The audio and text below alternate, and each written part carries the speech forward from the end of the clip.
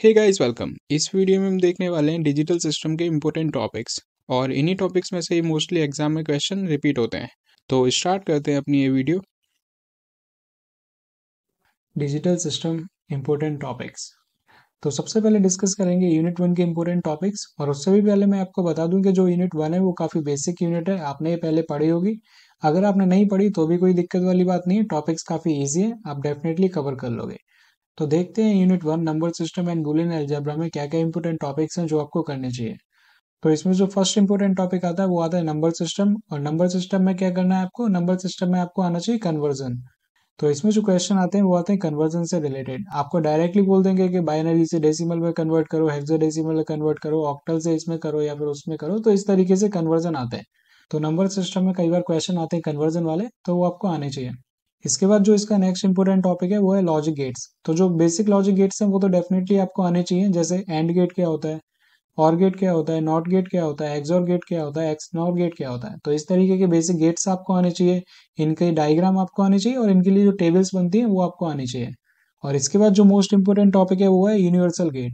Universal gate काफी ज्यादा important है, इस पर डायरेक्टली क्वेश्चन आते हैं कि यूनिवर्सल गेट का यूज करके, मतलब नैंड एंड नॉर का यूज करके आप एंड गेट बनाइए, और गेट बनाइए, नॉट गेट बनाइए। तो इस तरीके के क्वेश्चन यूनिवर्सल गेट पे आते हैं, क्योंकि जो यूनिवर्सल गेट्स होते हैं NAND gate and NOR gate, इनकी हेल्प से हम बाकी गेट बना सकते हैं।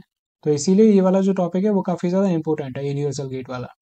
इसके बाद जो नेक्स्ट इंपॉर्टेंट टॉपिक आता है वो आता है बूलियन अलजेब्रा एंड लॉस। तो बेसिक बूलियन अलजेब्रा आपको पता होना चाहिए, और उसके जो बेसिक लॉस होते हैं जैसे एसोसिएटिव लॉ, कम्यूटेटिव लॉ और डिफरेंट डिफरेंट टाइप्स के लॉस होते हैं वो आपको पता होने चाहिए। और ये इसीलिए पता होने चाहिए क्योंकि एग्जाम में कई बार एक्सप्रेशन दे देते हैं आपको और बोलते हैं सॉल्व कीजिए इसको। तो जो एक्सप्रेशन होगी उसे हम बूलियन अलजेब्रा के बेसिक लॉस की हेल्प से सॉल्व कर पाएंगे। इसके बाद ये 3 टॉपिक और है यूनिट 1 में। इसमें जो डी मॉर्गन्स थ्योरम है वो काफी काफी ज्यादा इंपॉर्टेंट है, क्योंकि डी मॉर्गन्स थ्योरम पे क्वेश्चन आते होंगे, आपने देखे भी होंगे। इसके जो लॉस होते हैं वो आपको पता होना चाहिए, और उन्हें प्रूफ कैसे करते हैं वो भी आपको पता होना चाहिए, क्योंकि डी मॉर्गन्स थ्योरम के प्रूफ पे डायरेक्टली क्वेश्चन आते हैं। तो ये टॉपिक आप अच्छी तरह कीजिएगा। और इसके बाद जो नेक्स्ट टॉपिक है वो है सम ऑफ प्रोडक्ट क्या होता है एंड प्रोडक्ट ऑफ सम क्या होता है। जो सम ऑफ प्रोडक्ट होता है उसे हम मिन टर्म बोलते हैं, और जो प्रोडक्ट ऑफ सम होता है उसे हम मैक्स टर्म बोलते हैं। ये जो टर्म्स होती हैं ये काफी इंपॉर्टेंट होती है जब हम टेबल में से एक्सप्रेशन लिखते हैं। तो आपको बेसिक नॉलेज होनी चाहिए सम ऑफ प्रोडक्ट की एंड प्रोडक्ट ऑफ सम की। इसके बाद जो next most most important topic है वो आता है के मैप। तो के मैप सिंप्लीफिकेशन वाले क्वेश्चन काफी ज्यादा इंपॉर्टेंट है, और ऐसा भी हो सकता है आपको एक्सप्रेशन गिवन हो और बोले सिंप्लीफाई दिस एक्सप्रेशन, तो आपको के मैप की हेल्प से उसे सॉल्व करना है। आपके एग्जाम में के मैप से जो मोस्टली क्वेश्चन आते हैं वो 3 वेरिएबल एंड 4 वेरिएबल पे आते हैं। अब हम देखते हैं यूनिट 2 कॉम्बिनेशनल सर्किट्स। इसमें जो फर्स्ट इंपॉर्टेंट टॉपिक है वो है एडर्स एंड सबट्रैक्टर्स। तो हाफ एडर क्या होता है, फुल एडर क्या होता है, हाफ सबट्रैक्टर क्या होता है, फुल सबट्रैक्टर क्या होता है, ये आपको पता होना चाहिए, और इनके डायग्राम्स एंड टेबल्स आपको याद होनी चाहिए। इसके बाद नेक्स्ट इंपॉर्टेंट टॉपिक आता है BCD adder and look ahead carry generator. तो बीसीडी एडर पे क्वेश्चन आते हैं and look ahead carry generator पे भी डायरेक्टली क्वेश्चन आते हैं, तो ये दोनों टॉपिक भी आपको अच्छी तरह करने हैं। इसके बाद नेक्स्ट इंपॉर्टेंट टॉपिक है वो है मल्टीप्लेक्सर एंड डी मल्टीप्लेक्सर। तो जो मल्टीप्लेक्सर एंड डी मल्टीप्लेक्सर वाला टॉपिक है ये भी काफी ज्यादा इंपॉर्टेंट है, और इसकी वर्किंग काफी सिंपल है। अगर आप एक बार इसको अंडरस्टैंड करेंगे तो आप सारे जो मल्टीप्लेक्सर है उनके लिए आप अपने आप क्वेश्चन बना पाएंगे। इसके बाद नेक्स्ट इंपॉर्टेंट टॉपिक आता है इनकोडर्स एंड डिकोडर्स। तो इनकोडर्स क्या होते हैं, डिकोडर्स क्या होते हैं, इनके लिए जो टेबल होती है वो कैसे बनती है, तो एक बार आप उसको भी अच्छी तरह करके जाना। अब हम आते हैं यूनिट 3 पे, सीक्वेंशियल सर्किट्स। तो इसमें जो फर्स्ट इंपॉर्टेंट टॉपिक है वो है फ्लिप फ्लॉप्स क्या होते हैं, और फ्लिप फ्लॉप्स में भी कौन कौन से flip flops, SR flip flop, JK flip flop and D flip flop. D मतलब डिले फ्लिप फ्लॉप। तो फ्लिप फ्लॉप्स में आपको क्या क्या करना है, फ्लिप फ्लॉप्स में सबसे पहले इनके डायग्राम आपको पता होना चाहिए, इनकी वर्किंग आपको पता होनी चाहिए, और इनके लिए जो ट्रुथ टेबल होती है वो भी आपको अच्छी तरह पता होनी चाहिए। और इसके बाद जो नेक्स्ट इंपॉर्टेंट टॉपिक आता है वो आता है मास्टर स्लेव फ्लिप फ्लॉप। तो मास्टर स्लेव फ्लिप फ्लॉप भी आपको अच्छी तरह आना चाहिए, इसकी working, truth table and diagram ये भी आपको पता होना चाहिए।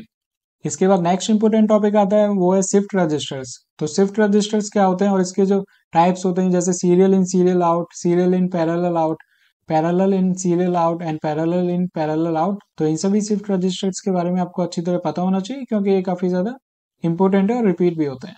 इसके बाद नेक्स्ट टॉपिक है वो है सिंक्रोनस एंड असिंक्रोनस काउंटर। तो सिंक्रोनस एंड असिंक्रोनस काउंटर क्या होते हैं, इसको मैं बोलूंगा कि इतनी ज्यादा प्रायोरिटी नहीं दूंगा मैं थोड़ा, क्योंकि ये नॉर्मल एवरेज टॉपिक है। इसको फिर भी आप एक बार इसको अच्छी तरह कर लेना, सिंक्रोनस एंड असिंक्रोनस काउंटर क्या होते हैं। लेकिन जो मॉड काउंटर है वो काफी ज्यादा इंपॉर्टेंट है, तो मॉड काउंटर आपको अच्छी तरह करना है। अब यूनिट 3 में 3 टॉपिक और ये बचे, इन्हें भी देख लेना। इसमें आते हैं अप डाउन काउंटर। तो अप डाउन काउंटर क्या होते हैं ये आप देख लेना। इसके बाद है रिंग काउंटर्स भी देख लेना।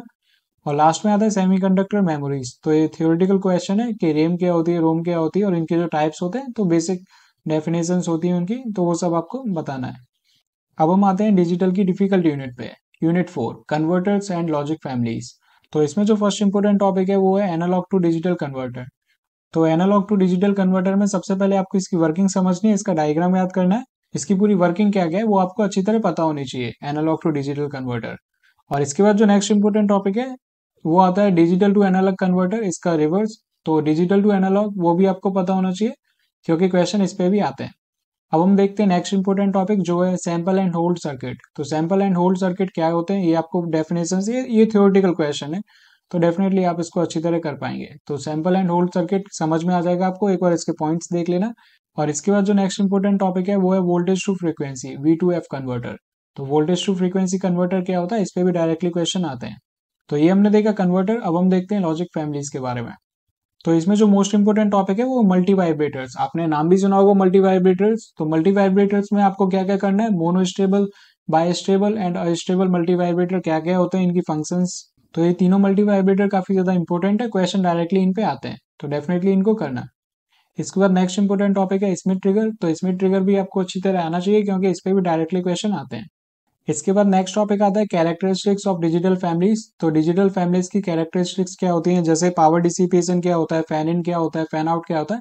तो इस तरीके की जो बेसिक कैरेक्टरिस्टिक्स है वो भी आप देख लेना एक बार। इसके बाद जो नेक्स्ट इंपोर्टेंट टॉपिक है वो है TTL circuit, transistor transistor logic. तो ये भी डेफिनेटली काफी इंपोर्टेंट टॉपिक है तो इसे भी आप अच्छी तरह कर लेना। इसके बाद फोर्थ यूनिट का लास्ट टॉपिक है वो है पीमोस, एनमोस, सीमोस। तो इसको भी अच्छी तरह कर लेना क्योंकि इस पे भी क्वेश्चन रिपीट होते हैं। अब हम आते हैं यूनिट 5 पे डिजिटल कम्युनिकेशन। तो इसके अंदर भी क्या क्या इंपोर्टेंट टॉपिक है ये देख लेते हैं। तो इसमें फर्स्ट इंपोर्टेंट टॉपिक है नाइक्विस्ट सैम्पलिंग थ्योरम क्या होती है ये आपको पता होनी चाहिए। इसके बाद पल्स कोड मॉड्यूलेशन क्या होता है ये भी काफी इंपोर्टेंट टॉपिक है। तो पल्स कोड मॉड्यूलेशन पीसीएम आपको अच्छी तरह पता होना चाहिए क्योंकि इस पे भी डायरेक्टली क्वेश्चन आते हैं, एक्सप्लेन पीसीएम। और इसके बाद जो नेक्स्ट इंपोर्टेंट टॉपिक है वो है क्वांटाइजेशन एरर क्या होता है, तो ये भी आप देख लेना, ईजी है, आप कर लोगे डेफिनेटली। इसके बाद नेक्स्ट इंपोर्टेंट टॉपिक है वो है बाइनरी फेज शिफ्ट की। तो बाइनरी फेज शिफ्ट की क्या होती है ये भी आपको अच्छी तरह पता होना चाहिए। तो भैया बहुत डायरेक्टली क्वेश्चन आ रहे हैं तो कर लो यार, जितना हो पाए उतना करो यार। मैं नहीं कह रहा सारे टॉपिक करो, जितनी तुम्हारी कैपेबिलिटी यार, ज्यादा टेंशन लो मत, सुसाइड उसाइड कुछ करना नहीं है, आराम से यार चिल करो। जितने टॉपिक हो रहे हैं उतने करो यार। अब आता है यूनिट 5 का last important topic science theorem. तो इस पे भी क्वेश्चन डेफिनेटली आते हैं तो इसको भी अच्छी तरह कर लेना। बस हो गया, बस बस बस, अब इससे ज्यादा नहीं है, बस बस रुक जा रुक जा इससे ज्यादा नहीं कर पाओगे यार, तुम इतना ही करो यार, मजे आ जाएंगे। सो इस वीडियो में इतना ही, मिलते हैं अपनी नेक्स्ट वीडियो में। Thank you for now.